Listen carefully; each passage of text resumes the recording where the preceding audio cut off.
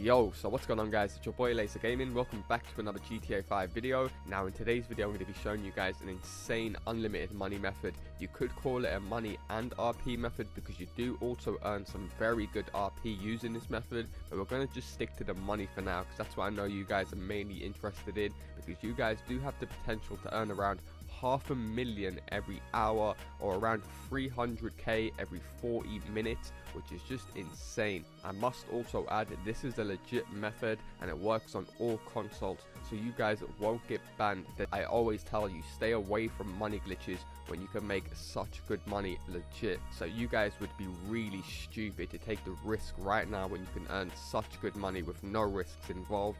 Now some of you guys might know about this method in today's video, but you're unaware of how to make it unlimited, or you might need some players to do it with, because unlike the majority of my money methods which are solo, today's method isn't solo unfortunately. But when you compare it to other methods that are going on right now that are solo, this is hands down the best method to be grinding out as of right now. Now in this video we're going to be grinding out the fleecer job method. I'm pretty sure a lot of you guys have already played this before, but you're unaware on how we can keep on repeating this method to make an insane $440,000, and that's just by itself without doing any of the elite challenges. I must add that. So I will explain more about the elite challenges in the video, but if you guys do want to go for those, you are going to also earn an extra 100k on top of this. But like I said, the bare minimum all of you guys will be earning is a very nice 440k. Plus in this video I'm going to give you guys a bunch of tips and tricks that will save you guys a bunch of time and money, as well as explaining how you guys can actually find a player to grind this method out with.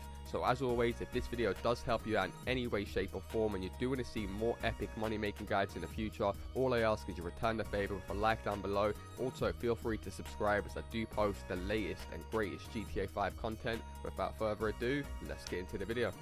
Like I did mention earlier, you guys will need another player. If you guys don't have that many friends that play GTA, there's two options I'm going to give you here. You can go for both.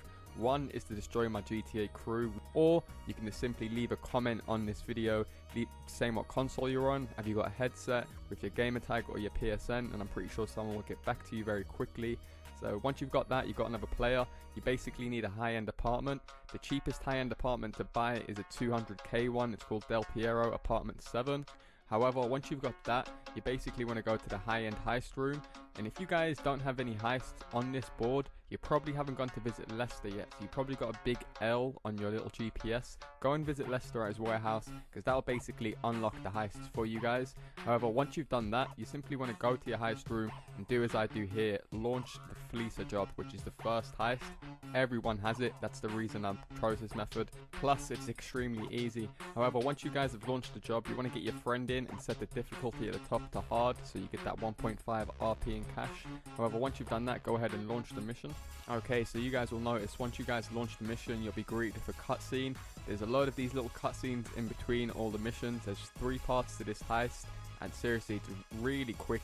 Some guys can do it under 15 minutes. I would average it at 20 minutes, definitely no longer than 25-30 minutes. If it takes you that long, then you seriously need to up your GTA game. For example, this first mission is called Scope Out. The first setup, should I say. I keep saying mission because that's just instinct. These little things are called setups. So the first setup called Scope Out is extremely easy. Like, this is probably easier than the first introductory mission. All you guys basically have to do is get in Lester's car, which should be parked directly outside your apartment. Drive over to the bank to basically scope it out. Lester will be filling you in on all the details of what you actually have to do. Just steal a safety deposit box. And the player who's the non-driver, so as you can see my teammate is taking this role this time, he will have like a little mini game to complete, which is basically like the hacking. If you guys have ever hacked a laptop on any random mission on GTA, very similar, very easy. I'm going to show you guys what he has to do in a second. This setup literally is just driving from one point to another, practically AFK half the time, because half the time you're just watching cutscenes. So if you guys are like eating your dinner, having a drink, anything on the side, you can practically do this heist at the same time. It's that easy. However, once you guys have scoped out the bank, it's at this time you'll be told to drive Lester back to the warehouse.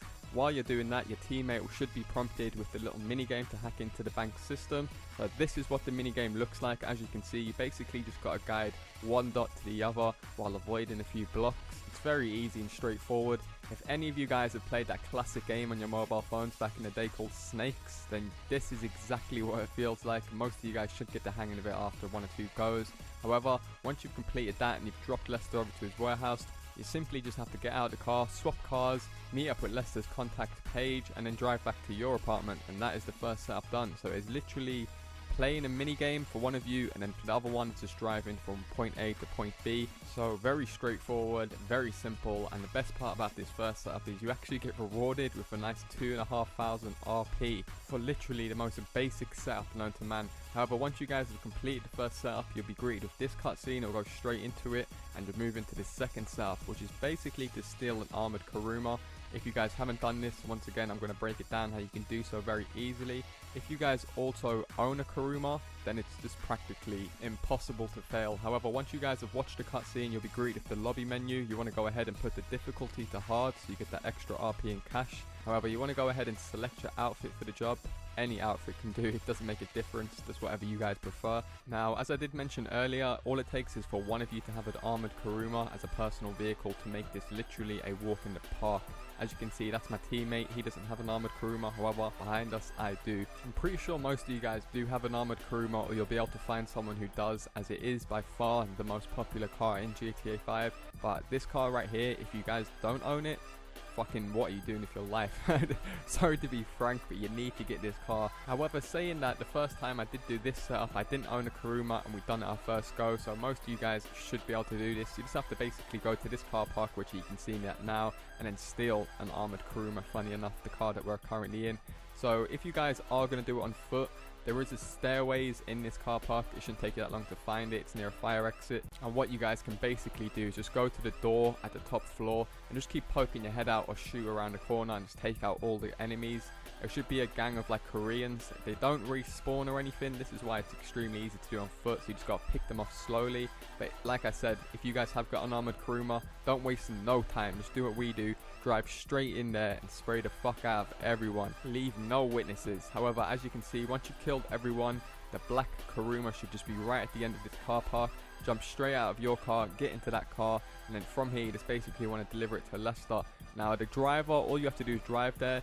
You do get a few Koreans trying to come out and shoot you up. However, you are an armored Kuruma after all, so they don't really do that much damage to you. However, what I would say is pick these guys off, as it can be pretty annoying because they do come in big SUVs and stuff, like running into you, just delaying the mission basically. However, these guys shouldn't really be a problem with you. I have never died once doing this setup, and I've done it quite a few times. However, once you guys have delivered the Kuruma, that is basically the second setup done. However, once you've got the RP, you are now ready to do the final heist, which is the big boy payment. Once again, very easy, very straightforward. I'm also going to show you guys the elite challenges, because it gets to the point where the main heist is so easy, you're better off going for the elite challenges every time.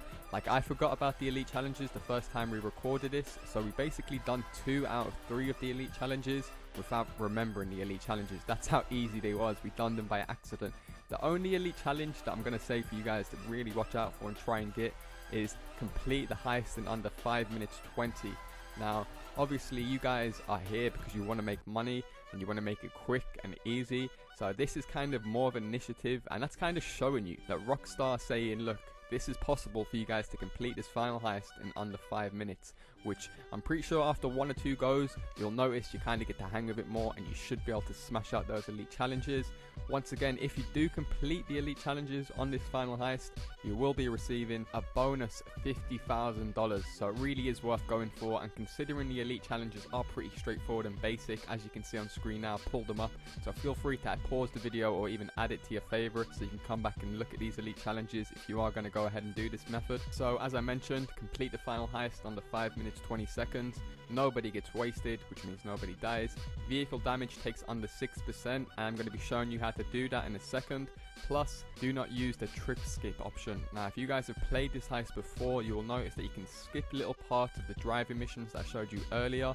So what you got to do is basically do those parts of the missions instead of just skipping them. However, once you guys are in the final heist lobby menu, like always, set the difficulty to hard and then put it on matchmaking off. You don't want any random people joining your thing, wasting your time.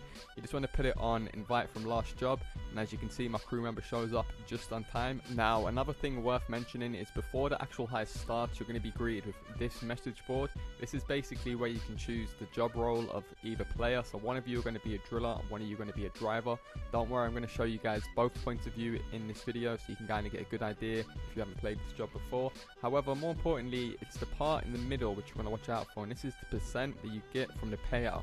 Now, the host of the actual heist, as some of you guys might know, has to pay an initial fee to start the job.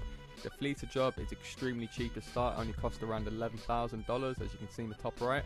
So I would suggest making the host to get 55%, just so he can cover his expenses of actually starting the heist up.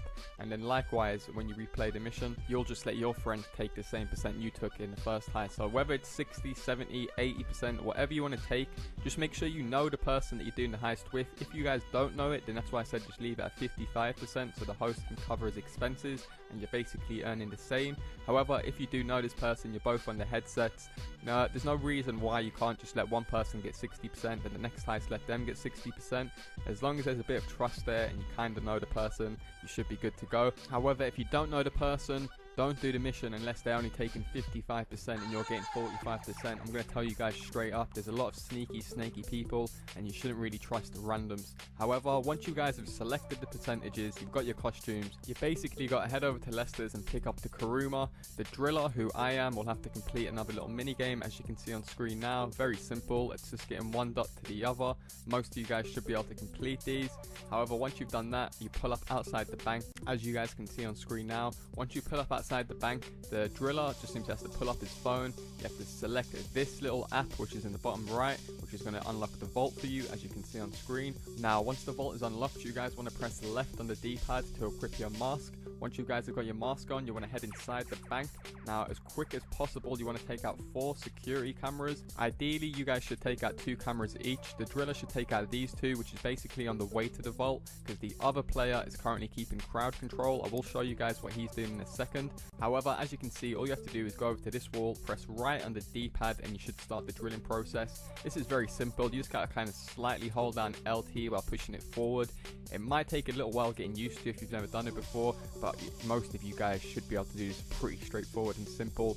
One little tip I'm going to give you guys: if the drill of the driller starts to overheat, just simply release the trigger or the fire button for the drill and it will simply cool down much quicker. If you continually hold it, it will take longer to cool down, especially if you guys are trying to go for the elite challenges. You want to try and save as much time as possible. Now, while the driller is drilling the vault, I'm going to show you guys what the driver should be doing during the drilling. So we're going to take off from where you enter the bank as the driver. You have got 4 cameras to take out. Well, I say 4 when there's actually 6 cameras because there's 2 outside as well. However, I always take them out. I'm not sure if you have to. A lot of people told me that unnecessary, don't have to take them out. However, I take no risks at all. However, as you can see, I took out all the cameras indoors, and now the 2 cameras outdoors. There's one on this side, the right side, and there's another one just behind you on the left side. Once you've taken out all the cameras, your job from here is to basically control the witnesses / hostages. If you are going to take out the cameras outside like I do, make sure you keep popping in just to point the gun at them and just basically shoot the gun around their body. Make sure you don't actually shoot these guys because, like I said, you're only supposed to intimidate them.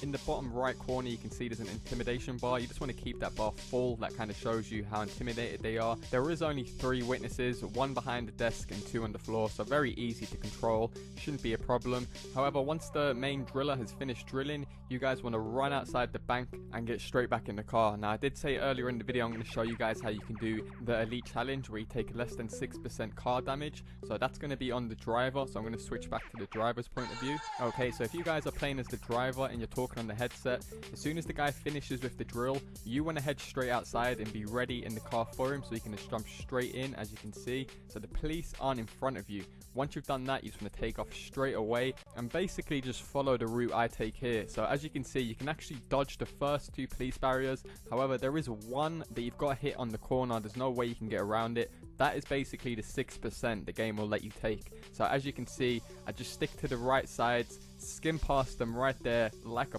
pro. This is me driving, this ain't my teammate, just to make things clear. However, it is worth noting you also get an Xbox achievement or a PlayStation trophy for doing this, take no damage. So for the second barrier, you want to take it down the left side as you see me do, and for this third barrier, you have to hit through it. So just try and make it a clean, swift impact. If you guys don't know, you slam down acceleration when you're going into it, drop it, and then hit it again like that. So literally that's it, the 6% is done.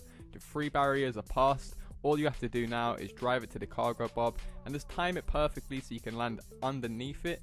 Now, a few people, not a lot, depending on your connection, have had issues with this, even though this is pretty much the most straightforward and basic part of the heist. All you have to do, drive the Kuruma underneath the cargo bob will then lift it up, and there you go guys, mission complete, heist done. However, once you guys complete the heist, you'll get greeted with this little cutscene right here, and you guys will see you'd have just under 300k to split 2 ways, which is just insane. And if you guys can remember, because I took 60%, because I knew my friend and he would take 60% the next time we done it, I received a little bit more than he does, which is an insane $172,000.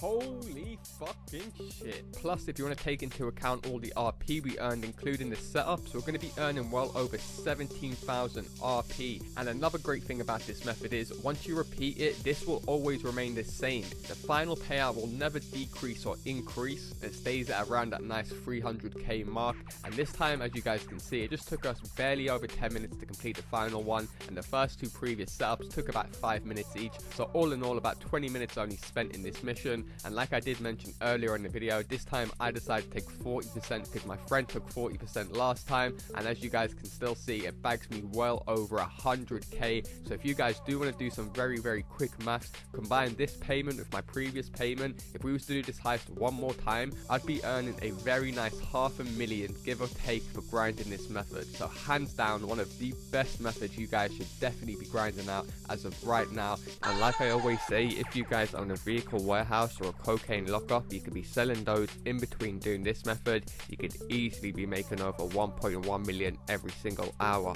Nonetheless, that's gonna do it for me guys. An absolutely epic money making method that all of you guys should definitely be making the most of.